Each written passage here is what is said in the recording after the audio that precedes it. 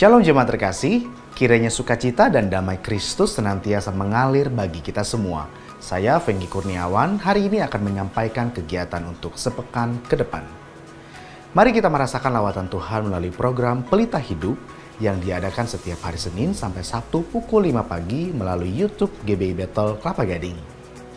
Doa adalah nafas kehidupan bagi orang percaya. Kami mengundang seluruh jemaat untuk dapat mengikuti kegiatan doa ini. Doa pagi diadakan setiap hari Senin sampai Sabtu pukul 6 sampai 7 pagi secara online melalui aplikasi Zoom. Doa malam diadakan setiap hari Jumat pukul 7 malam di gereja lantai 2. Menara Doa Sinode GBI setiap hari Sabtu pukul 6 sampai 7 pagi secara online melalui aplikasi Zoom. Menara Doa Onsite setiap hari Sabtu pukul 9 pagi di gereja lantai 1. Berikut seluruh kegiatan ibadah yang dapat jemaat ikuti. Mari kita mengarahkan kepada anak-anak untuk semakin mengenal pribadi Yesus. Ibadah Bethel Kids diadakan setiap hari Minggu pukul 10 pagi di ruangan lantai 3. Ibadah Bethel Youth dan Bethel Teens diadakan setiap hari Sabtu pukul 5 sore di ruangan lantai 1. Mari anak-anak muda bergabung dalam ibadah ini dan kita akan bertumbuh bersama-sama.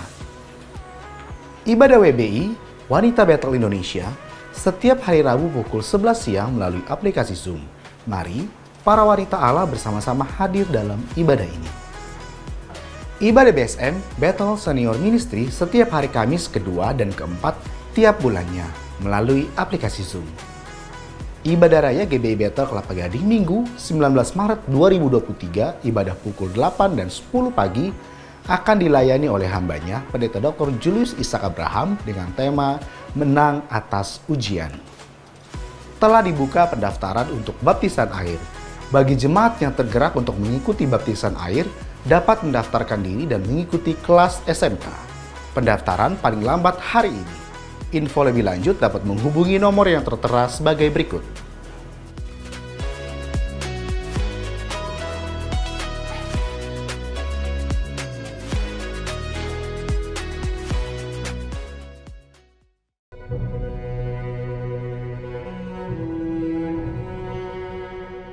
Galatia 6 ayat yang kedua. Bertolong-tolonganlah menanggung bebanmu. Demikianlah kamu memenuhi hukum Kristus. Shalom Bapak Ibu terkasih GBI Bethel Kelapa Gading. Tiada terasa kita akan segera memasuki masa Prapaskah dalam menyambut hari Paskah dan hari Pentakosta 40 hari sejak kenaikan Tuhan Yesus. Kami dari pelayanan Diakonia akan melakukan pelayanan pemberian sembako pada tanggal 7 April 2023 bagi jemaat GBI Bethel Kelapa Gading, Pos PI, dan Harapan Indah, juga saudara-saudara kita yang membutuhkan. Pelayanan ke Lapas Wanita Pondok Bambu pada 18 Juni 2023, dan bila dananya mencukupi, di bulan Ramadan akan berbagi nasi berkat bagi para ojol yang membutuhkan. Untuk mendukung acara itu, kami akan mengadakan bazar kuliner, baik makanan sehari-hari, pastry, kue Nusantara yang terjamin kebersihan, kesehatan, dan rasa yang teruji tidak akan mengecewakan. Yang mana keseluruhan untung dari penjualan tersebut akan dialokasikan untuk acara pelayanan yang kami harapkan dapat menambah jangkauan pelayanan baik kualitas maupun kuantitas. Dengan segala kerendahan hati, kami mengetuk hati Bapak Ibu dan jemaat terkasih GBI Bethel Kelapa Gading kiranya terbeban untuk dapat membeli produk makanan yang ditawarkan pada bazar yang dibuka pemesanannya secara bertahap dengan produk yang berbeda di tiap tanggalnya. Terima kasih atas perhatian dan respon yang diberikan. Kiranya taburan yang diberikan sungguh menjadi berkat buat saudara-saudara kita yang membutuhkan dan Tuhan membalas setiap taburan yang diberikan lipat kali ganda. Amin. Amsal 3 ayat 27, janganlah menahan kebaikan dari orang-orang yang berhak menerimanya. Demikianlah Bethel News minggu ini, tetap kuat dalam Kristus dan percayalah bahwa rancangan Tuhan dalam hidup kita sempurna adanya. Tuhan Yesus memberkati. Shalom, Bapak Ibu dan Saudara sekalian, selamat pagi. Selamat kita bergabung di ibadah online GBI Kelapa Gading. Sebelum ibadah dimulai, mari kita semuanya mempersiapkan sarana yang dibutuhkan, baik pakaian yang rapi dan tempat yang cukup memadai, sehingga kita berkonsentrasi, fokus menyembah Tuhan. Saya yakin, berharap hari ini menjadi hari yang berkemenangan bagi kita semua. Haleluya. Mari kita sebelum hati kita berdoa, mari kita sama-sama berdoa di dalam nama Yesus. Tuhan, kami menyerahkan ibadah hari ini ke dalam tangan-Mu. Sekalipun ibadah online, kami percaya tidak mengurangi kasih setia-Mu melawat setiap kami ya Tuhan. Kiranya Engkau kuduskan ibadah kami hari ini dari awal hingga akhirnya nanti ya Tuhan. Kami menyerahkan ke dalam tangan-Mu Roh Kudus yang mengurapi setiap kami ya Bapa. Demikian pula Tuhan, kami menyerahkan pelayan-pelayan-Mu semua, baik yang pemain musik Tuhan, baik tim PW Tuhan, baik yang semuanya yang melayani hari ini, kami serahkan ke dalam tangan-Mu supaya layak di hadapan-Mu ya Tuhan. Kami menyerahkan ke dalam tangan-Mu terlebih-lebih hamba-Mu yang menyampaikan firman Tuhan. Karena kami tahu Tuhan, firman-Mu yang memberikan kami kekuatan yang baru ya Bapa. Terima kasih, jadilah berkat bagi setiap kami ya Tuhan. Di dalam nama Tuhan Yesus, kami mulai ibadah ini di dalam tangan kuasa-Mu. Haleluya. Amin. Selamat beribadah. Tuhan Yesus memberkati. Amin. Shalom jemaat yang dikasihi oleh Tuhan, apa kabar? Hari ini aku rindu untuk mengundang saudara semua untuk kita bisa masuk ke dalam hadirat Tuhan lebih lagi. Aku percaya Tuhan akan melawat umatnya pada hari ini di dalam ibadah ini ketika kita mau untuk masuk sungguh-sungguh dengan membawa segenap hati, segenap jiwa dan segenap pikiran kita. Aku percaya Tuhan akan melawat setiap kita. Amin. Mari sama-sama saudara sekalian, mari kita masuk di dalam penyembahan. Karena Allah kita adalah Allah yang baik. Allah yang tidak pernah sekalipun meninggalkan kita. Dia ada di dalam setiap nafas kita. Kau Allah yang baik Tuhan. Kau tak pernah tinggalkan kami. Mari kita sama-sama bawa pujian ini. Tak pernah tinggalkan. Tak pernah tinggalkan perbuatan tangan-Mu. Yesus, Kaulah penciptaku. Sehelai rambutku jatuh Engkau pun tahu. Yesus, Kau pedulikanku. Yesus, Kau perhatikanku. Takkan pernah terlambat pertolongan-Mu. Takkan pernah terlelap Kau menjagaku. Kaulah segalanya yang ku perlu di setiap jalanku. Sebab Engkau Allah yang tahu yang terbaik di dalam hidupku. Dialah yang baik. Mari sama-sama kita katakan kembali. Dia yang tak pernah tinggalkan. Tak pernah tinggalkan perbuatan tangan-Mu. Yesus, Kaulah penciptaku.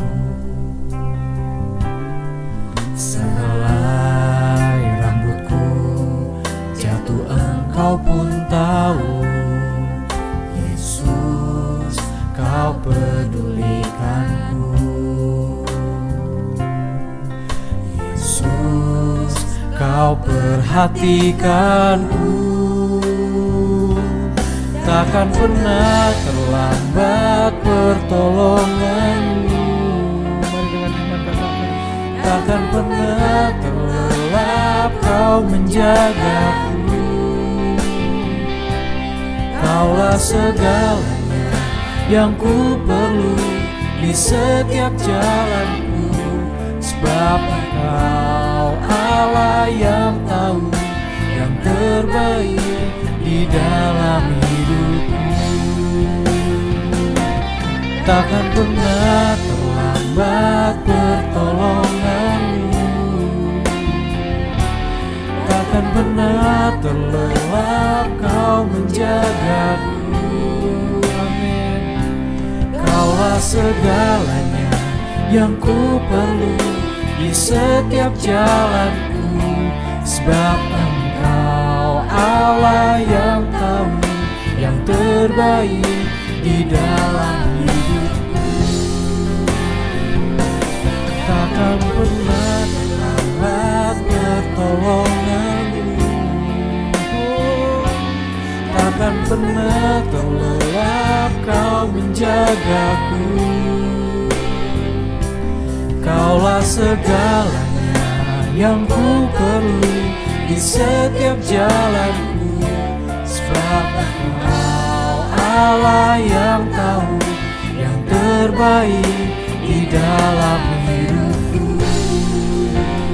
Mari kita sembah Dia. Kau Allah yang baik Tuhan, dan tak pernah sedetik Kau tinggalkan kami sendirian. Kau Allah yang setia. Pujilah nama-Mu Bapa, Kau kekal, Kau selalu bersamaku setiap musim hidup. Tuhan, kami perlu kasih-Mu. Mungkin hari-hari ini kita sedang mengalami satu kesulitan yang besar di dalam kehidupan kita. Mungkin banyak badai dan cobaan menerpa keluarga kita. Apapun kondisi hidupmu hari-hari ini, hari ini lagu ini mengingatkan kita bahwa Tuhan tidak pernah sekalipun meninggalkan kita. Dalam hal-hal yang terkecil, Allah mengerti setiap kesulitan hidupmu. Ya Allah yang rindu untuk melawat hidupku, ya Allah yang rindu untuk menjamah hidupmu, ya Allah yang mengasihimu.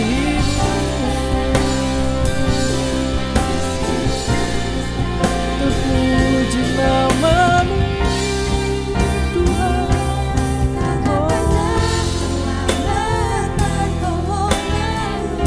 Takkan pernah terlelap, takkan pernah terlelap Kau menjagaku. Kaulah segalanya yang ku perlu di setiap jalanku, sebab Engkau Allah yang tahu yang terbaik di dalam hidupku. Takkan pernah terlambat pertolongan-Mu, takkan pernah terlelap Kau menjagaku. Kaulah segalanya yang ku perlu di setiap jalanku, sebab Engkau Allah yang tahu yang terbaik di dalam hidupku. Sebab Engkau Allah yang tahu yang terbaik di dalam hidupku. Dengan iman katakan, sebab Engkau Allah yang tahu yang terbaik di dalam hidupku. Kau Allah yang mengerti Tuhan, Kau Allah yang baik. Dalam nama Yesus Tuhan, kami percaya Engkau adalah Allah yang setia, yang tak pernah meninggalkan kami sekalipun Tuhan. Mari setiap jemaat Tuhan, hari ini kita masuk ke dalam pujian kepada Tuhan. Ada sukacita untuk setiap kita hari ini. Amin. Siap memuji Tuhan. Berikan tepuk tangan yang meriah buat Tuhan kita. Woo! Oh Yesus, sebab sukacita yang Tuhan berikan buat kita adalah sukacita yang abadi. Amin. Mari kita berikan pujian yang terbaik buat Tuhan. Sama-sama katakan, terima. Terima sukacita surga, itulah kekuatan bagi jiwa. Ku dapat rasakan kasih-Nya di tengah badai yang bergelora. Terima sukacita surga, itulah kekuatan bagi jiwa. Ku dapat saksikan kuasa-Nya, taklukkan badai yang bergelora. Haleluya, Kau ada dalam hatiku, takkan patah semangatku, takkan hilang kekuatanku. Haleluya, ku mau bersorak bagimu, sukacita surga nyata penuhiku. Wow, amin. Yang siap untuk memuji Tuhan lebih lagi, sama-sama katakan, terima. Terima sukacita surga, itulah kekuatan bagi jiwa. Ku dapat rasakan kasih-Nya di tengah badai yang bergelora. Terima sukacita surga, itulah kekuatan bagi jiwa. Ku dapat saksikan kuasa-Nya, taklukkan badai yang bergelora. Haleluya, Kau ada dalam hatiku, takkan patah semangatku, Takkan hilang, takkan hilang kekuatanku. Haleluya, ku mau bersorak bagimu, sukacita surga nyata penuhiku. sama-sama katakan, haleluya. Haleluya, Kau ada dalam hatiku, takkan patah semangatku, takkan hilang kekuatanku. Haleluya, ku mau bersorak bagimu, sukacita surga nyata penuhiku. Haleluya, Kau ada dalam hatiku, takkan patah semangatku, takkan hilang kekuatanku. Haleluya, ku mau bersorak bagimu, sukacita surga nyata penuhiku. Sukacita surga nyata penuhiku.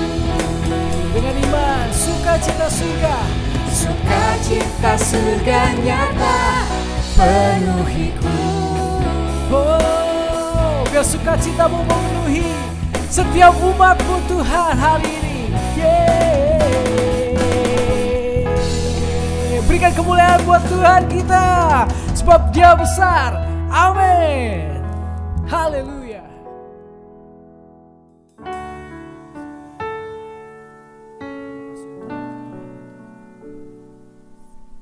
Kami percaya Engkau akan menguatkan kami hari ini. Oh Yesus, mari setiap jemaat siapkan hati, siapkan hati. Mari kita katakan, Engkaulah kekuatanku,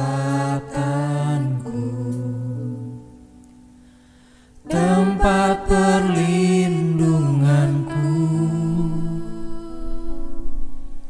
saat badai menerpa.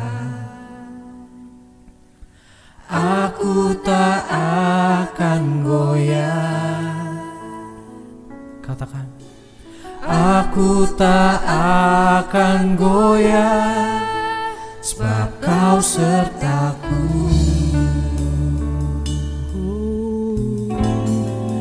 Sejauh langit dari bumi, begitu besarnya kasih-Mu.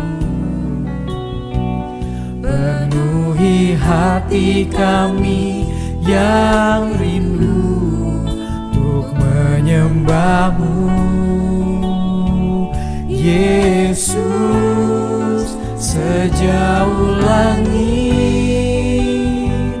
dari bumi, begitu besarnya kasih-Mu. Kaulah Tuhan, kekuatanku, sukacitaku. Biar hari ini Allah yang mengisi setiap hati. Katakan. Engkaulah kekuatanku, tempat perlindunganku saat badai menerpa. Aku takkan goyah. Aku tak akan goyah. Aku tak akan goyah, sebab Kau sertaku. Mari dengan segenap hatimu.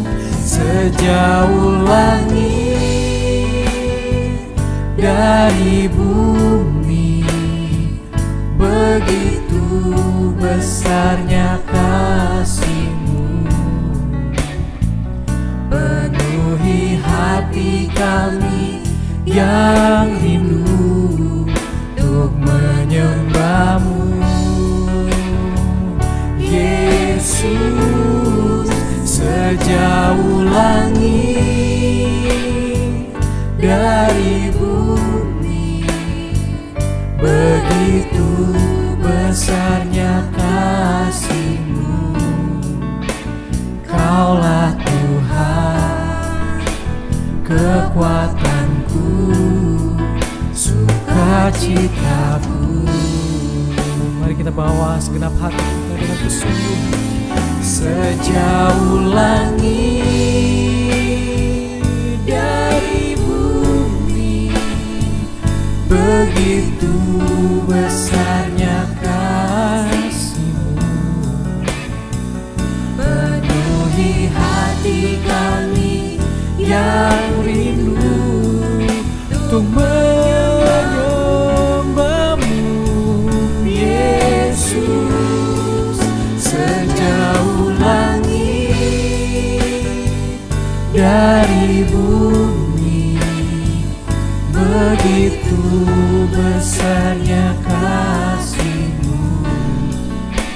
Kaulah Tuhan, kekuatanku, sukacitaku. Kaulah sukacitaku, Tuhan, dan tak ada yang dapat menggantikan-Mu di dalam kehidupanku. Mari menyembah Dia, Tuhan Raja, keagungan Kau termulia, Kau termulia, oh Tuhan. Sejauh langit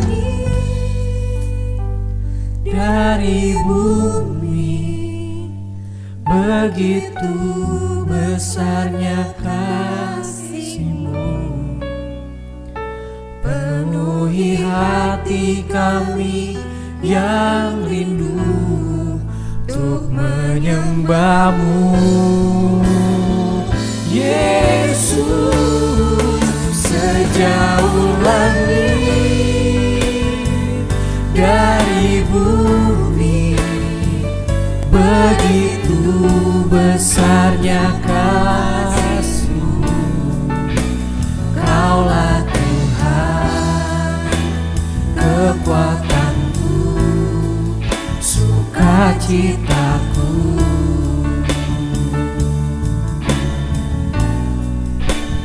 Kaulah Tuhan, kekuatanku, sukacitaku. Kaulah Tuhan, Kaulah Tuhan, kekuatanku, sukacitaku. Haleluya, haleluya. Thank you Lord, thank you Jesus. Terima kasih Tuhan untuk penyembahan hari ini Tuhan. Kami sungguh rindu Tuhan bisa menjadi pribadi yang menyenangkan hati-Mu.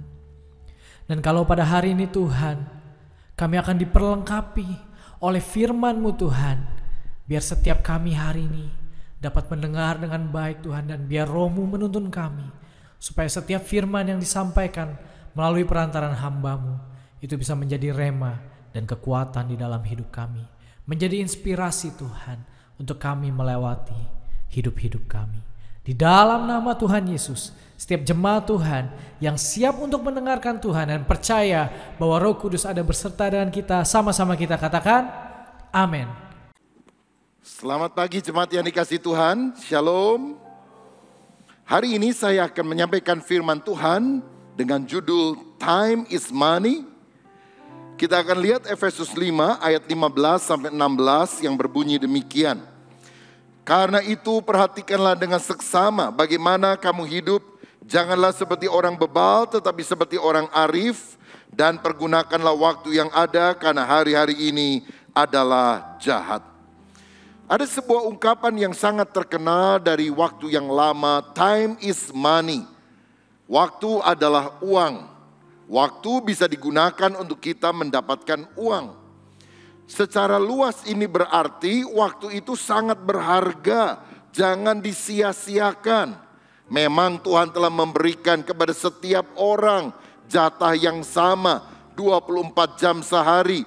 Apakah itu diberikan kepada orang yang pintar atau bodoh, kepada orang yang kaya atau miskin? Ini adalah pemberian yang sangat berharga yang kita harus gunakan. Orang yang menggunakan dengan bijaksana disebut orang arif oleh Alkitab. Tetapi yang membuang atau menyia-nyiakannya disebut orang bebal. Bebal itu lebih dari bodoh. Kalau bodoh masih bisa diajar. Tapi kalau orang bodoh nggak mau diajar karena menganggap dirinya pinter, itu adalah orang yang bebal. Nah bahkan sebetulnya waktu itu lebih penting daripada uang. Kenapa? Time is money, but money can buy time. Saudara-saudara, uang itu tidak bisa membeli waktu. Karena waktu yang sudah berlangsung tidak mungkin akan didapat kembali. Karenanya mari kita gunakan uang kita untuk hal-hal yang tidak bisa dibeli dengan uang. Misalnya keintiman dalam keluarga. Menjalin relasi persahabatan dengan orang lain. Itu bukan karena uang. Tetapi kita harus menggunakan waktu untuk kita investasikan di dalam menjalin relasi. Baik dengan keluarga maupun dengan orang yang lain. Lagi pula kita harus sadar bahwa waktu itu sangat singkat. Pemazmur berkata dalam Mazmur 90, waktu hidup kami adalah 70 tahun. Kalau kami kuat 80. Tapi lebih daripada itu menderita dan akhirnya juga mati. Sehingga di ayat 12 dikatakan, Ajarlah kami menghitung hari-hari kami sedemikian hingga kami beroleh hati yang bijaksana. Saudara, karenanya kita harus menggunakan waktu yang sisa ini bukan untuk menuruti keinginan manusia, keinginan diri apalagi yang penuh dengan dosa. Tapi kita harus menggunakannya mentaati kehendak Tuhan. Saudara-saudara, kalau kita lihat lebih jauh di dalam bahasa Yunani ada dua kata untuk waktu. Yang pertama kronos dan yang kedua kairos.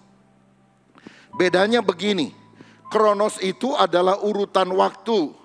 Misalnya hari lepas hari, ya berganti menjadi minggu lepas minggu, bulan lepas bulan. Kronologis. Tetapi yang kedua adalah kairos. Kairos adalah momentum atau kesempatan. Karena itu Alkitab berkata, pada hari ini jika engkau mendengar suara Tuhan, jangan keraskan hatimu. Ada kesempatan waktu untuk kita bertobat. Atau misalnya satu kali saudara mendapatkan tawaran kerja di sebuah perusahaan yang baik. Itu bukan hanya kronos, itu kairos. Karena kalau saudara menundanya, mungkin kesempatan itu tidak akan pernah datang lagi. Begitu juga untuk melayani Tuhan. Ada satu keluarga Kristen dikunjungi oleh gembala sidang. Lalu ternyata gembala melihat anak gadis dari keluarga ini seorang yang pintar main piano. Lalu pendeta bilang, gereja kita kan kurang pemain musik. Bagaimana kalau kamu jadi salah satu pianis di gereja kita? Gadis ini bilang, Om saya mau melayani, tapi jangan sekarang, saya masih muda, mau senang-senang dulu. Nantilah kalau sudah waktunya lebih longgar, saya pasti akan melayani. Walaupun hamba Tuhan mendesak, tapi anak ini tetap tidak mau. Beberapa waktu kemudian dia kena COVID, saudara. Dan ternyata parah. Dalam kondisi itulah dia kemudian WA kepada mamanya, tolong minta Pak Pendeta doakan saya. Saya mau melayani Tuhan, saya mau berikan hidup bagi Tuhan. Tapi 2 hari kemudian gadis ini meninggal dunia karena penyakit itu. Kesempatan sudah lewat. Karena itu saudara, ketika kita diberi kesempatan hari ini, gunakan seefektif mungkin. Sebab kita tidak tahu apa yang akan terjadi besok. Begitu juga kesempatan untuk ibadah. Ada yang bilang, gampang ibadah. Minggu depan juga kan masih ada toh. Bulan depan kan gereja masih buka toh. Tuhan kan selalu ada. Memang Tuhan selalu ada. Tapi saudara kan gak selalu ada. Hari ini saudara ada, besok belum tentu ada. Karena itu ketika ada kairos kesempatan yang Tuhan berikan, mari kita gunakan dengan bijaksana.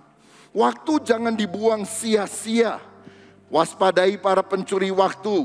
Misalnya sifat bermalas-malasan, suka melamun, mengingat masa yang lalu, menggosipkan orang lain, gak ada gunanya. Terikat gadget, main games dari terbit matahari sampai tenggelamnya. Ini kan sesuatu yang sia-sia dan merugikan. Nah, supaya kita bisa gunakan waktu dengan baik, kita harus memiliki planning, perencanaan. If you fail to plan, you plan to fail. Jika saudara gagal membuat rencana, sebetulnya engkau sedang merencanakan kegagalan bagi dirimu sendiri. Saudara, untuk itu kita harus punya agenda. Dulu saya selalu pakai agenda atau diary cetak tertulis. Tapi sekarang kita bisa gunakan agenda digital di dalam tab kita atau bahkan di dalam handphone kita. Buatlah catatan kegiatan apa yang kita akan lakukan, appointment atau janji temu dengan siapa, dan juga perkara-perkara yang lain yang kita rancangkan lebih dahulu. Untuk itu tentu kita harus memiliki prioritas. Jangan semua tawaran, kesempatan, kegiatan kita terima semuanya. Sehingga kita tidak fokus. Kita harus prioritaskan, menyeleksi, dan kita tahu mana yang harus dilakukan, mana yang tidak. Do and don't. Saudara, ada seorang ekonom Italia bernama Pareto mengajarkan prinsip 20-80. Simpelnya begini, kalau saudara mengerjakan dengan konsentrasi dan fokus 2 hal, nilainya, hasilnya adalah 8. Tapi kalau saudara mengerjakan 8 hal banyak, maka hasilnya rata-rata akan 2. Jadi semakin kita menseleksi dan konsentrasi pada bidang tertentu, hasilnya akan jauh lebih bagus. Saudara-saudara, karenanya kita harus tahu ada 4 kuadran di dalam perencanaan hidup kita. Yang pertama adalah kuadran yang namanya penting dan mendesak. Ini penting dan buru-buru harus dilakukan. Do it now, lakukan sekarang juga. Tetapi tidak semua penting dan mendesak. Ada kuadran kedua, penting namun tidak mendesak. Untuk itu kita harus jadwalkan dan sesegera mungkin kita bisa melakukan hal tersebut. Kuadran ketiga, mendesak namun tidak penting. Nah, ini kita bisa delegasikan kepada orang lain sehingga urusannya tetap beres walaupun kita sendiri tidak perlu menangani semuanya karena mungkin kita akan kehabisan waktu. Sedangkan yang keempat, untuk hal yang tidak penting dan tidak mendesak diabaikan saja, dimasukkan tong sampah karena nggak semuanya harus kita kerjakan. Saya biasanya mengatur jadwal seperti ini. Misalnya menjelang tahun yang baru, tahun sebelumnya, bahkan beberapa bulan sebelumnya saya sudah siapkan agenda. Dan kemudian saya mau jadwalkan. Yang biasa saya jadwalkan adalah hari ulang tahun saya, hari ulang tahun istri, hari anniversary pernikahan kami, hari ulang tahun anak-anak, dan juga orang tua. Karena kami berusaha untuk hadir sebagai keluarga pada hari-hari penting itu. Nggak harus pesta pora, tapi duduk, makan bersama, doa bersama, itu sesuatu yang harus dibina. Saudara sekalian, setelah itu baru jadwal-jadwal kegiatan yang ada. Kalau saya pendeta tentu ada banyak undangan pelayanan, kegiatan yang harus saya lakukan. Jadi itu dimasukkan dalam jadwal dari Januari sampai Desember. Biasanya saya punya jadwal yang cukup panjang.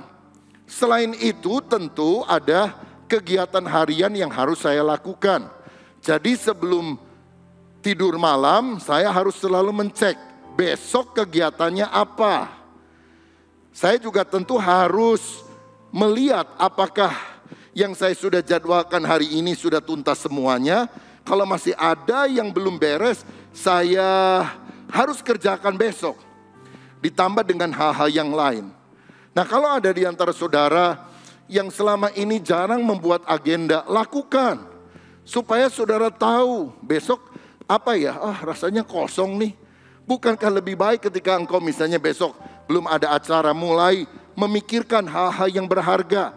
Misalnya kalau ada seorang ibu sudah lama pengen belajar masak spaghetti, belum kesampaian aja. Saudara tulis hari ini, besok saya belajar bikin spaghetti dari YouTube. Begitu. Maka saudara menyisihkan waktu. Gunakan waktu misalnya untuk membaca Alkitab. Mungkin saudara punya jadwal pembacaan Alkitab, ketinggalan terus, saudara mulai kejar. Ada banyak hal yang kita bisa lakukan kalau kita planning, membuat perencanaan di dalam penggunaan waktu tersebut. Nah, sekarang kita akan lihat untuk apa saja sih waktu itu akan efektif bila kita gunakan. Yang pertama, gunakanlah waktu untuk bekerja. Rasul Paulus dalam 2 Tesalonika 3 ayat 10 berkata, barang siapa tidak mau bekerja, janganlah ia makan. Tuhan ingin memberkati kita, tapi berkat itu datang ketika kita bekerja. Ora et labora, berdoa dan bekerja. Seorang hamba Tuhan pernah berkata, berdoalah seperti segalanya bergantung kepada Allah, tapi bekerjalah seperti segalanya bergantung kepada Anda. Tuhan mau kita bekerja dengan rajin, jangan terus jadi benalu bagi orang lain. Di dalam Amsal 10 ayat yang ke-14, Alkitab berkata demikian, Tangan yang lamban membuat miskin, tetapi tangan orang rajin menjadikan kaya. Kalau saudara mau kaya, diberkati, mesti rajin. Saya lihat bahkan orang yang non-Kristen pun kalau dia rajin, ulet, gigih, merintis usahanya, dia bisa berhasil dalam kehidupan ini. Kepada orang yang malas, firman Tuhan berkata, belajarlah kepada semut dan jadilah bijaksana. Saudara, untuk itu kita harus menghindari hal sia-sia seperti kemalasan, menunda-nunda, besok lagi. Orang Sunda bilang, kumaha engke, gimana nanti? Mestinya engke kumaha, nanti bagaimana?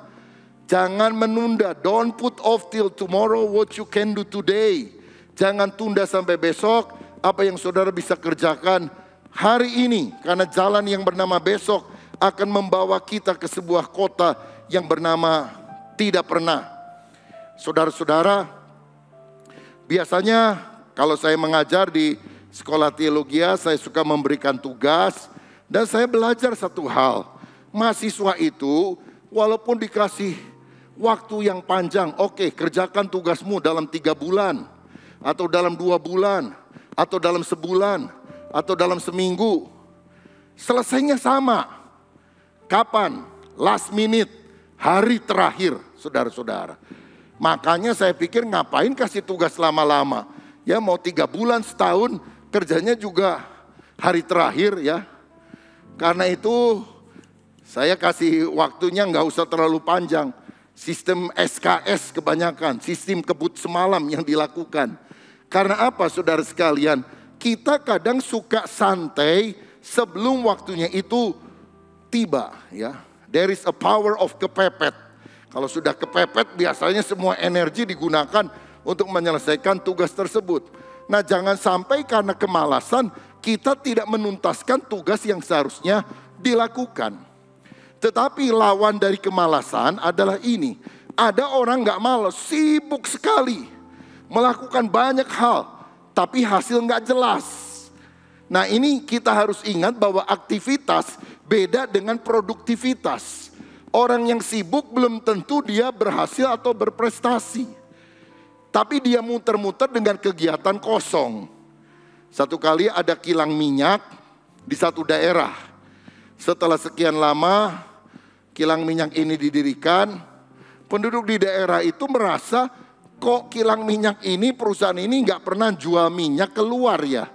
Maka satu kali ada penduduk yang tanya kepada pegawai kilang minyak itu, Pak, Anda usaha apa? Oh, kami menggali minyak dari tanah. Tapi kenapa kok nggak pernah jual minyak keluar? Oh gini, kamu tahu nggak untuk menggali minyak dari tanah itu kita membutuhkan mesin yang besar. Dan mesin itu baru bisa jalan kalau ada minyak. Jadi minyak kami gunakan untuk menjalankan mesin. Mesinnya buat apa? Ya mesinnya untuk mengangkut minyak. Minyaknya buat apa? Menjalankan mesin. Mesinnya buat apa? Mengangkut minyak. Minyaknya buat apa? Menjalankan mesin. Wah ini kan lingkaran setan saudara sekalian. Muter-muter banyak aktivitas tapi tidak punya produktivitas. Karenanya mari kita sungguh-sungguh menetapkan prioritas dan target yang harus kita capai. Sehingga benar-benar apa yang kita lakukan itu menjadi efektif. Jangan sibuk tanpa hasil sehingga akhirnya menjadi manusia P10. Pergi pagi, pulang petang, penghasilan pas-pasan, pala pusing-pusing, pantat pegal-pegal. Wah repot saudara kalau model begini. Nah karenanya kita harus meningkatkan wawasan dan kapasitas kita. Supaya pekerjaan bukan cuma work hard, tapi work smart. Itu sebabnya yang kedua, gunakanlah waktu untuk belajar, memperluas wawasan, keterampilan kita. Di dalam Amsal 19 ayat yang kedua, firman berkata, tanpa pengetahuan kerajinan pun tidak baik. Orang yang tergesa-gesa akan salah langkah. Walaupun kita rajin, tapi kalau tidak punya pengetahuan, percuma saudara, akan salah langkah, akan sia-sia. Jadi kita harus work hard tapi juga work smart. Pengkhotbah 10 ayat 10. Jika besi menjadi tumpul dan tidak diasah, maka orang harus memperbesar tenaga. Tapi yang terpenting untuk berhasil adalah hikmat.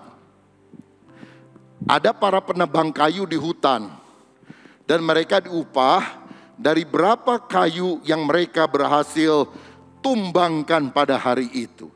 Satu kali ada pegawai lama protes kepada pimpinannya karena ada orang baru penghasilannya lebih gede. Protes dia bilang, "Bos, saya kan lebih lama kerja udah berapa tahun, itu ada orang baru kok dapatnya lebih gede dari saya." Tapi bosnya bilang, "Kita mengupah bukan dari soal berapa lama kamu kerja, tapi berapa pohon yang kamu bisa tebang setiap hari. Ini orang baru, tapi dia bisa menebang pohon 2 kali lipat lebih banyak dari kamu. Mestinya kamu tanya sama dia, kamu malu kenapa kamu tidak berprestasi seperti dia." Hanya orang ini nanya kepada pegawai baru, "Kok kamu bisa nebang pohon begitu banyak? Apa rahasianya?" Orang baru ini malah balik tanya, "Pak, boleh saya tahu, kapan terakhir kali Anda mengasah kapak dan gergajimu?" Dia bilang, "Mengasah kapak dan gergaji, aduh udah lama sekali tidak saya lakukan." Itu sebabnya kamu harus memperbesar tenaga tapi hasilnya terbatas. Setiap kali saya menumbangkan satu pohon, saya asah kapak atau gergaji saya. Sehingga dengan kapak yang tajam, usaha lebih sedikit tapi hasil akan jauh lebih maksimal. Itu namanya hikmat, itu namanya wisdom. Nah, kalau saudara bekerja pada situasi sekarang ini, maka kita juga harus menggunakan hikmat untuk bisa meraih pelanggan lebih banyak. Misalnya kalau saudara adalah seorang pedagang atau pengusaha. Saudara tahu bahwa sensus penduduk Indonesia baru keluar beberapa minggu yang lalu. Dan di sana dicatat 70% lebih, atau bahkan di Jakarta misalnya hampir 75%, penduduk Indonesia usianya milenial ke bawah. Generasi Y, milenial, generasi Z, dan generasi Alpha, 40 tahun ke bawah. 70% lebih. Dan generasi milenial ke bawah, kalau belanja, seringnya udah jarang lihat-lihat ke toko. Mereka lihatnya apa? Pasar digital yang ada di dalam handphonenya. Sehingga mereka beli di sana. Membeli secara online. Nah, kalau saudara pakai pola lama terus, maka akibatnya saudara akan ketinggalan. Selain punya toko secara fisik, saudara harus buka toko online. Caranya gimana? Tanya sama anak muda. Nggak terlalu sulit kok. Masuk saja kepada pasar virtual yang lebih besar. Istilahnya buka toko online. Di Shopee misalnya, di Tokopedia atau banyak platform digital yang lain. Sehingga saudara juga bisa dikenali oleh orang-orang di dalam platform digital itu. Nah, ini namanya work smart. Mengembangkan diri mengikuti proses zaman yang memang berubah. Untuk memperluas wawasan, mau tidak mau kita harus banyak belajar. Baca buku-buku yang bermutu. Di rumah saya punya perpustakaan pribadi. Bukunya sih nggak terlalu banyak lah, kira-kira 3.500-an lah. Atau hampir 4.000. Karena dari sejak kecil saya suka baca buku. Waktu saya sekolah sampai sekarang saya sering beli buku, saudara-saudara. Dan saya baca buku-buku. Ada banyak orang setelah sekolah nggak pernah belajar lagi, nggak pernah belajar baca buku lagi. Apa yang kita akan miliki? Pengetahuan kita tidak diupdate. Kalau demikian, saudara, saya pernah kunjungi rekan hamba Tuhan. Saya lihat di rak bukunya paling ada 30 atau 40 lah paling banyak buku-buku rohani. Dan itu pun saya perhatikan buku-buku zaman sekolah Alkitab berapa puluh tahun yang lalu. Saya kunjungi jemaatnya, ada yang punya 300-400 buku. Jadi saya pikir, wah ini jemaat rasanya lebih cocok jadi pendeta barangkali. Karena dia mengupdate pemahamannya. Saya dorong saudara untuk rajin baca buku-buku rohani. Ya, boleh saya tanya, siapa yang pernah baca 100 saja deh buku rohani. Boleh angkat tangan? 100 buku rohani. Kurang jelas mungkin pertanyaan saya. Saya ulang. Siapa yang pernah baca 50 buku rohani? 50 deh. 45? 40? 30? 20? 10? Nah, 10 ada 1, 2. Ini kok kayak tawar menawar ya, Abraham menawar Tuhan. Gimana kalau ada 50 orang benar, 45, 40, 30, 20, 10. Ini baca buku saudara. Ayo kita tingkatkan pemahaman kita. Baca buku, bukan hanya buku rohani tentunya. Buku yang saudara minati. Supaya saudara bisa mengembangkan diri kita. Paulus menggunakan waktu-waktu terakhir dalam hidupnya untuk membaca banyak buku.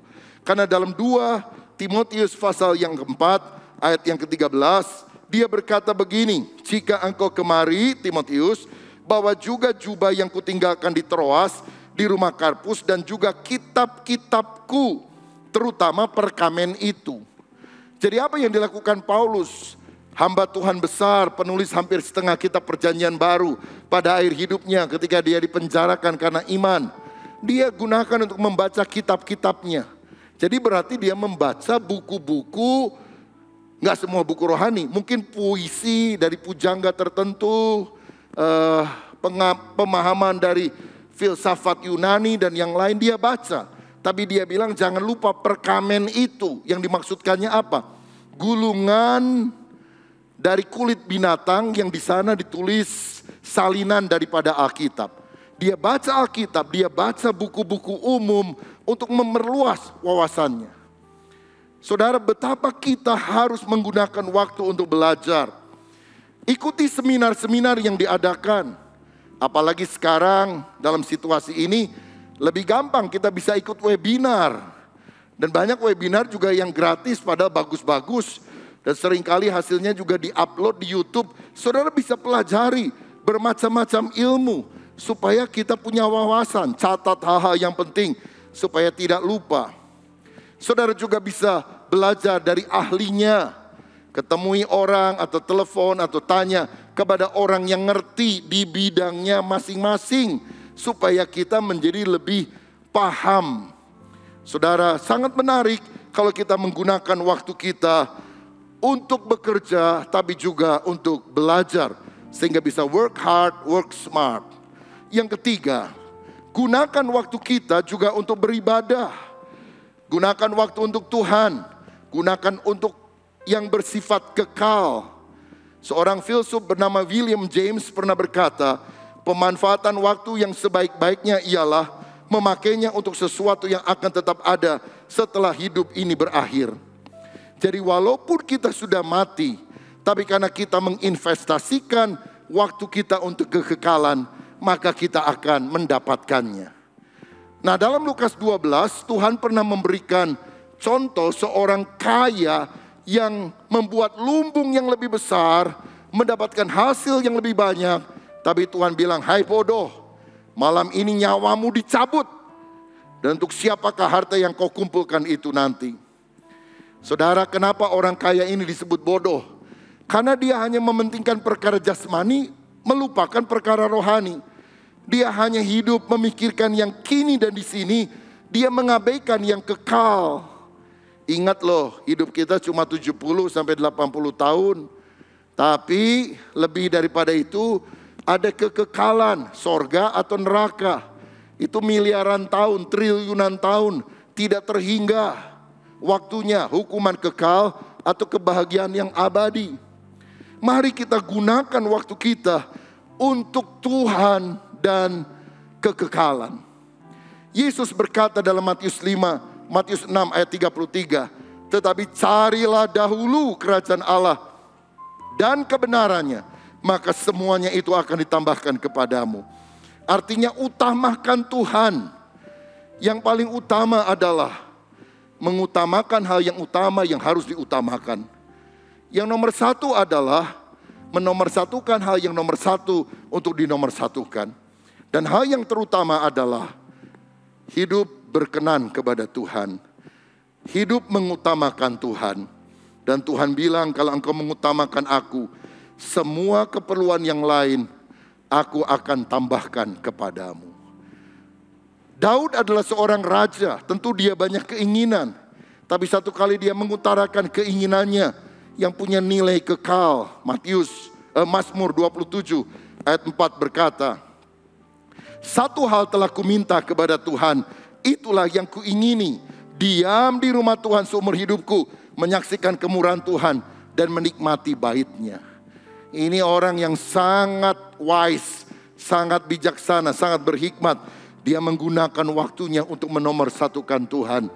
Sehingga sampai hari ini nama Daud tetap berkibar, menjadi teladan bagi kita. Bahkan Tuhan pernah berkata, aku telah menemukan Daud bin Isai, orang yang hatinya berkenan kepadaku. Karena apa? Dia memberikan waktu untuk Tuhan. Karena itu saudara, dalam waktu yang sisa ini, mari gunakanlah waktu kita untuk berbakti kepada Tuhan. Rajin ibadah. Saya mengundang saudara yang mengikuti ibadah online di rumah masing-masing. Bergegaslah untuk datang ke rumah Tuhan secara fisik, secara offline atau on-site. Saya rasa kita tidak jujur kalau kita berani makan di luar rumah, bekerja tiap hari, tetapi kita tidak berani ke rumah Tuhan. Padahal di gereja kita ini protokol kesehatannya sangat ketat dibandingkan dengan tempat kerja saudara, dibandingkan dengan kemana engkau makan. Saya jamin di sini jauh lebih ketat. Dan selama berbulan-bulan, oleh anugerah Tuhan tidak ada yang terpapar di tempat ini karena kebaikan Tuhan. Apa yang saudara takutkan? Melangkahlah ke rumah Tuhan. Di dalam rumah Tuhan ada berkat rohani yang kita juga akan dapatkan. Haleluya. Saudara, gunakan waktu untuk banyak berdoa, banyak membaca Alkitab, dan juga jangan lupa gunakan waktu untuk menabur, untuk memperluas kerajaan Allah di atas muka bumi. Saya mau katakan, petani yang berhenti menabur akan berhenti menuai. Ishak pada masa kekeringan dia menabur, sehingga dia diberkati 100 kali lipat ganda oleh Tuhan. Pada masa pandemi ini, saya dan istri rasanya jauh lebih banyak menabur untuk orang-orang yang membutuhkan dibandingkan sebelumnya. Saudara-saudara, seringkali saya berdoa dan kalau saya ingat seseorang yang terlintas di pikiran, saya kemudian bilang sama istri, tolong bagi berkat sekian. Dan istri saya selalu mentransferkan jumlah tertentu.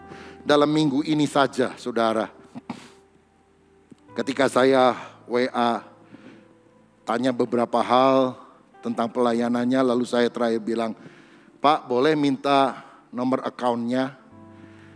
Dia jawab, Pak Rubin kenapa ya tanya itu? Lalu saya bilang, mungkin karena Bapak doa lalu Tuhan menggerakkan hati saya untuk mengirim. Kok Bapak tahu ya pergumulan saya? Saya lagi berat sekali. Dan kami kirim sekian kepada hamba Tuhan di luar pulau tersebut. Ada satu lagi juga kira-kira dalam minggu ini, ketika saya bilang kepada istri saya, tolong kirim melalui istrinya, saudara sekalian.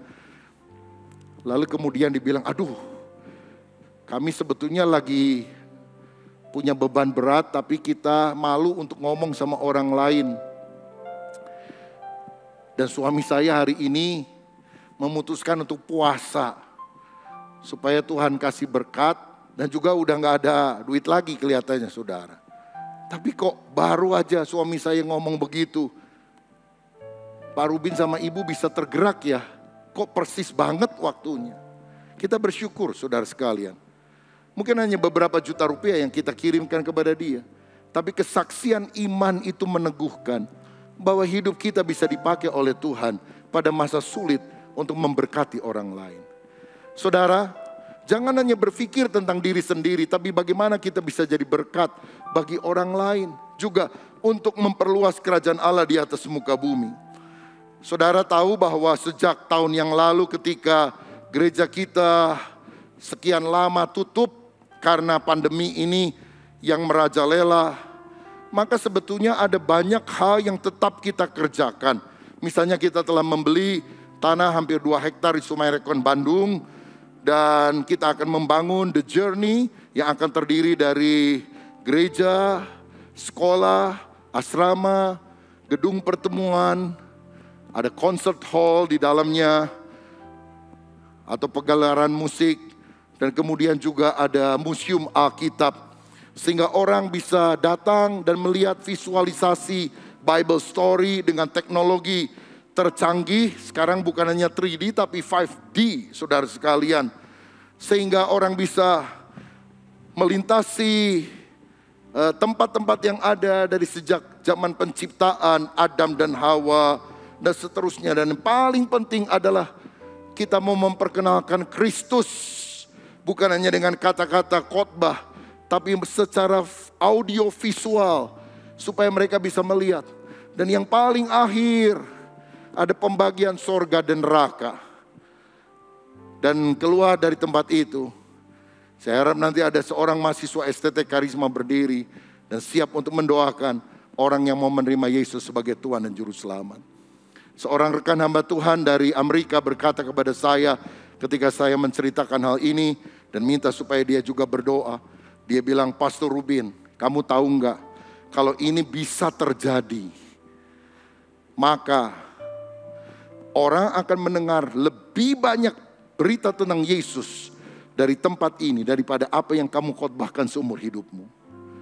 Saudara-saudara, karena mereka masuk tempat sepertinya menerima entertainment, tapi sebetulnya ada misi yang sangat kuat di dalamnya. Kita juga di samping ini akan membuat sebuah tempat di mana ada pagelaran seperti drama musikal, dan itu bicara tentang apa yang ada di dalam Alkitab. Saudara-saudara, walaupun sudah hampir 1 tahun saya nggak pernah ngomong soal ini, apalagi masalah keuangan, karena saya tahu ada banyak beban yang dialami oleh jemaat. Tapi pembayarannya tetap terus harus jalan, saudara. Beberapa hari yang lalu saya bergumul karena bulan ini kita harus bayar 5M cicilannya. Tiap bulan kita mencicil. Dan saya nggak bisa ngomong kepada banyak orang. Hanya 1-2 orang saja, saudara. Tapi puji Tuhan beberapa hari yang lalu itu bisa lunas. Wah, lega, saudara. Bulan depan, tiap bulan 1 miliar, 1 miliar, 1 miliar.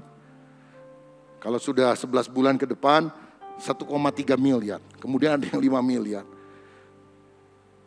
Jadi walaupun pandemi ini tetap apa yang kita kerjakan harus dilakukan. Dan tiba-tiba dalam situasi ini Tuhan memberikan sebuah kesempatan, sebuah kairos.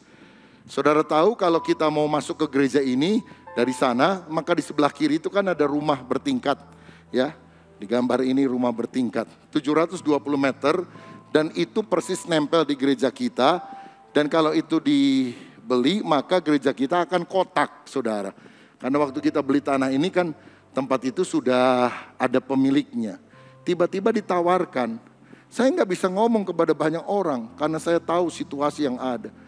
Tapi kepada beberapa pengurus inti saya ngomong, doakan supaya Tuhan buka jalan. Kita nggak beli murah, kita beli mahal, saudara. Karena ini kan di jalan utama di Mekarwangi, persis nempel di samping gereja dan cukup luas. Tapi bulan lalu kita beli tempat itu dan bulan depan tempat itu kita bisa gunakan. Tuhan membuka jalan dengan cara yang luar biasa. Besar biayanya, saudara. Tapi saya percaya Tuhan akan cukupkan. Nah, jadi tolong bantu di dalam doa. Dan kalau saudara ada yang tergerak dan menerima berkat dari Tuhan, jadilah bendaharawan Tuhan. Karena tidak ada tempat-tempat yang kita beli pakai nama saya pribadi. Semuanya pakai nama gereja. Berarti saya tidak punya hak milik. Saudara, tetapi saya harus pertama-tama yang menyumbang. Saya pertama-tama harus berkorban menjadi contoh. Dan saya ingat prinsip ini. Petani yang berhenti menabur akan berhenti menuai. Karena itu mari kita, selagi kita ada, kita tetap menabur di ladang Tuhan. Karena ketika kita melakukannya dengan sungguh, saya yakin tingkap langit akan dibuka dan berkat akan dicurahkan. Haleluya, puji Tuhan. Dan yang terakhir, mari gunakan waktumu juga untuk melayani. Karena hukum yang terutama mengasihi Tuhan, mengasihi sesama. Dan sesama yang paling dekat tentu adalah keluarga. 1 Timotius 5 ayat 8. Tetapi jika ada seorang yang tidak memeliharakan sanak saudaranya, apalagi seisi rumahnya, orang itu murtad dan lebih buruk dari orang yang tidak beriman. Siapa yang pertama-tama harus kita layani? Keluarga kita. Orang-orang yang terikat dalam hubungan darah atau famili dekat. Mungkin mereka mengalami kesulitan. Mari kita juga belajar mengulurkan tangan kepada mereka. 2 Petrus 1 ayat 7 mengajarkan supaya kita mengasihi saudara-saudara seiman. Tapi kemudian lebih luas, kita juga mengasihi semua orang. Mulai dari keluarga, kepada saudara seiman, dan kemudian kepada semua orang. Kita lakukan pelayanan tersebut. Karena Yesus berkata, apa yang kamu lakukan kepada salah satu saudaraku yang paling hina ini, engkau sebetulnya telah melakukan untuk aku. Saudara, ketika kita jadi berkat bagi orang lain, sebetulnya kita melakukannya bagi Tuhan. Beberapa waktu yang lalu, saya pernah doa begini kepada Tuhan. Karena Agustus 2019, saya terpilih menjadi ketua umum Sinode GBI. Beberapa bulan kemudian pandemi terjadi di dunia dan di Indonesia. Jadi saya tanya, Tuhan, Engkau kan maha tahu. Kenapa saya terpilih jadi ketua umum di masa sulit ini? Tapi akhirnya saya merenungkan, Tuhan yang maha tahu itu tidak pernah salah. Dia selalu pilih alatnya, hambanya untuk melakukan kehendaknya pada setiap season atau musim yang berbeda yang Tuhan tahu. Jadi akhirnya saya bilang, ya Tuhan, berikan saya kemampuan untuk mengatasi situasi sulit ini. Dan ketika COVID mulai melanda, gereja-gereja tutup. GBI itu 6.000 lebih. Nggak semuanya di kota besar, saudara. Banyak di pedalaman, di pulau-pulau. Saya tanya kepada seluruh ketua badan pekerja daerah GBI. Ada berapa pendeta yang gerejanya tutup sampai akhirnya tidak ada pemasukan, persembahan, persepuluhan atau apapun. Kita mau support. Lalu didata 1.600 orang kira-kira, saudara. Waduh, banyak sekali nih. Tapi saya bertekad dengan beberapa tim inti, kita harus support mereka. Program kita yang utama bukan bikin acara ABCD, tapi mensupport para hamba Tuhannya. Saya percaya memberi secangkir cawan sejuk saja, air sejuk, ada pahalanya. Apalagi ini kesempatan, kairos untuk kita bisa memberkati hamba-hamba Tuhan. Saya bilang tiap bulan sisihkan 500.000 sampai 1 juta rupiah untuk para hamba Tuhan itu. Kita mulai lakukan sejak April, saudara sekalian. Saya pikir mungkin cuma 2 bulan selesai. Ternyata April, Mei, Juni, Juli, Agustus sampai 6 bulan September kita lakukan. Karena setelah itu Oktober, beberapa gereja di berbagai pulau ada yang sudah bisa melakukan ibadah onsite seperti kita juga. Dan kita harus cari dana. Saya mau bilang, cari dana di masa pandemi itu nggak enak ngomongnya, saudara. Aduh, gimana ya? Akhirnya saya coba doa hubungi orang-orang. Salah satunya kita pernah mengadakan, mungkin saudara pernah lihat acara di YouTube. Itu acara Victory Through Praise and Worship. Itu kita minta puluhan penyanyi-penyanyi yang terkenal. Hostnya juga salah satunya Boy William yang ada di Indonesian Idol sekarang. Saudara-saudara. Dan kita ngomong, ini untuk pelayanan ya. Nggak ada persembahan kasihnya. Mereka bilang siap. Saudara-saudara, gimana bisa mengumpulkan begitu banyak orang-orang ternama yang bayarannya mahal sekali. Tapi kalau Tuhan menyuruh selalu ada jalan keluar. Dan melalui beberapa cara yang lain terkumpul kira-kira dana hampir 6 miliar. Dan itu yang kami bagikan ke seluruh Indonesia. Kalau kita sungguh punya hati bagi Tuhan. Bukan punya duit banyak, punya hati. Tingkap langit bisa dibuka, berkat bisa dicurahkan. Saudara, tanggap COVID dilakukan di mana-mana. Kita menyumbang begitu banyak APD kepada rumah sakit, klinik dan sebagainya. Dan saya juga katakan kepada tim kami, karena tanggung jawab sekarang kan bukan cuma di Bandung saja, tapi seluruh Indonesia. Begitu ada bencana, kalau bisa hari yang sama, same day, atau kalau tidak besoknya, mesti ada tim yang terjun ke sana. Masuk 2021, waduh bencananya banyak banget saudara-saudara. Mulai dari pesawat terbang jatuh, dan mereka kan ada yang mulai ditemukan, dirawat atau mayatnya dibawa ke rumah sakit Kramat Jati untuk diperiksa dan sebagainya. Kita bikin posko di situ saudara, untuk menolong orang-orang keluarga-keluarga yang datang. Longsor di Sumedang, kemudian longsor dan banjir di Puncak, Kalimantan Selatan, Manado, banjir longsor begitu luar biasa. Dan kemudian gempa bumi besar di Mamuju. Dan di beberapa tempat yang lain ada banyak bencana. Begitu bencana datang, pelayanan masyarakat GBI, persekutuan dokter GBI, dan juga Tagana, Taruna Siaga Bencana dari Kementerian Sosial. Kita pakai nama Tagana Raja Wali, itu anak-anak Tuhan, saudara, mayoritas GBI. Kita langsung terjun ke sana. Dan dari beberapa kesaksian, mereka bilang, hebat ya GBI, belum ada loh yang turun. Satu-satunya yang turun ini dari GBI ini jadi sukarelawan. Dan posko-posko yang kita bangun, itu beberapa kali dikunjungi oleh menteri-menteri, saudara. Termasuk Ibu Risma dari Menteri Sosial juga datang ke beberapa tempat. Kalau pejabat daerah sudah banyak sekali, wali kota, kapolda, macam-macam datang. Dan mereka memberikan apresiasi. Kita nggak cari nama, kita hanya digerakkan oleh kasih Kristus. Kita bukan hanya pekerja sosial, kita adalah hamba Kristus. Dan Kristus mengajar kita, kasih dinyatakan bukan hanya lewat penginjilan, lewat kata-kata, tapi lewat perbuatan. Sehingga setiap kali kegiatan apapun, dari jemaat kita langsung kirim dana ke berbagai tempat. Saya bilang kalau bisa same day, kalau nggak bisa 1 hari berikutnya. Kemarin Jakarta banjir, hari yang sama tim sudah langsung turun ke berbagai titik yang ada di Jakarta dan sekitarnya. Saya percaya ini waktunya, ini kairos Tuhan.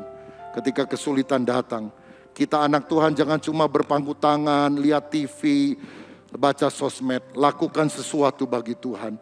Gunakan waktu yang ada. Gunakan waktu untuk bekerja. Gunakan waktu untuk belajar. Gunakan waktu untuk beribadah. Tapi gunakan juga waktu untuk melayani Tuhan. Sehingga hidup kita tidak sia-sia. Kita jadi berkat bagi banyak orang. Tuhan Yesus memberkati kita. Puji Tuhan, Bapak Ibu sekalian dan saudara sekalian. Hari ini kita merasa ada kekuatan yang baru bersama dengan Tuhan. Dan saya berharap selesainya ibadah dari awal pertengahan hingga akhirnya tadi, kita menerima kekuatan yang baru dari Tuhan. Dan ada pengharapan bersama dengan Tuhan. Dan walaupun kita menghadapi situasi hari-hari ini masih banyak tantangan dan masalah yang kita hadapi, tetapi percayalah kuasa Tuhan lebih dari segala-galanya. Bapak Ibu, kalau Bapak Ibu yang akan memberikan persembahan, silakan bisa transfer melalui scan barcode di bawah ini, juga nomor rekening yang ada tercantum di bawah ini, dan kiranya benih-benih yang ditabur itu dilipat gandakan bagi kemuliaan bagi nama Tuhan saja. Puji Tuhan, mari kita akan akhiri ibadah pada hari ini dengan doa penutup. Mari kita satukan hati dan kita berdoa bersama-sama. Segala puji syukur kami naikkan kehadirat Tuhan di mana kami semua sudah menyelesaikan ibadah pada hari ini. Kami percaya setiap umat-Mu kembali dikuatkan bersama dengan Tuhan. Dan hamba-Mu khusus berdoa bagi jemaat Tuhan yang mengalami ada banyak masalah. Baik masalah kesehatan, baik masalah keuangan, masalah keluarga, masalah pekerjaan. Di dalam nama Tuhan Yesus Kristus, Engkau berikan jalan keluar dan terobosan yang luar biasa. Sehingga pemulihan bahkan kemenangan menjadi milik milik bagian umat-Mu pada hari ini ya Bapa. Di dalam nama Tuhan Yesus Kristus, bahkan umat-Mu yang sakit menerima kesembuhan ilahi dari Tuhan. Nyatakan kuasa-Mu ya Bapa, di dalam nama Tuhan Yesus Kristus. Terima kasih Tuhan. Dan pada akhirnya kami berdoa buat tim gembala kami, buat Om Julius, buat Pak Swito, buat Pak Rubin, dimanapun mereka berada, nyatakan kuasa-Mu, proteksi keluarga mereka, pelayanan mereka, pekerjaan mereka, berikan kekuatan yang baru dan hikmat akal budi daripada Tuhan, sehingga tim gembala kami bisa membawa kami untuk lebih dekat kepada Engkau ya Bapa. Di dalam nama Tuhan Yesus Kristus, penyertaan Tuhan sempurna adanya bagi mereka semua. Terima kasih Tuhan, terima kasih Yesus, terima kasih Roh Kudus. Dan pada akhirnya kami mengangkat tangan bersama-sama untuk menerima berkat daripada Tuhan. Kiranya berkat Tuhan mengalir melalui Allah Bapa dan kecintaan dari pribadi Tuhan Yesus Kristus dan persekutuan Roh Kudus mulai hari ini dan sampai selama-lamanya. Mari jemaat bersama-sama katakan amin. Puji Tuhan. Dengan demikian ibadah kita sudah selesai. Tuhan Yesus memberkati. Mari setiap jemaat Tuhan kita agungkan namanya yang kudus. Oh.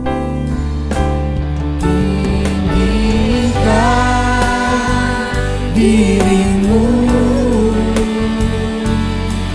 mengatasi langit, kebesaran-Mu Tuhan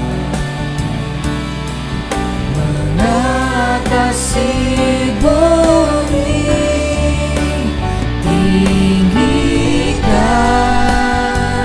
dirimu.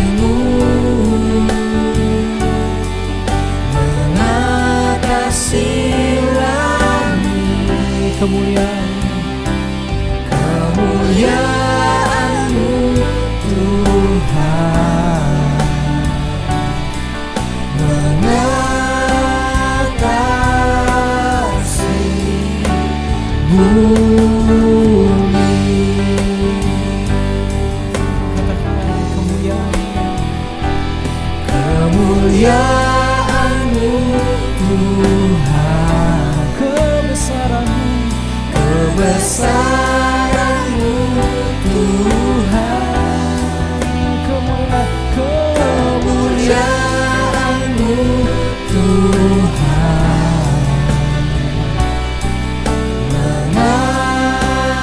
mengatasi bumi.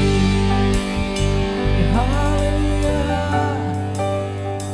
Dimuliakan nama-Mu Tuhan, dulu, sekarang, dan selamanya Tuhan. Haleluya. Jemaat sekalian, ibadah kita sudah selesai. Selamat berhari Minggu. Tuhan Yesus memberkati.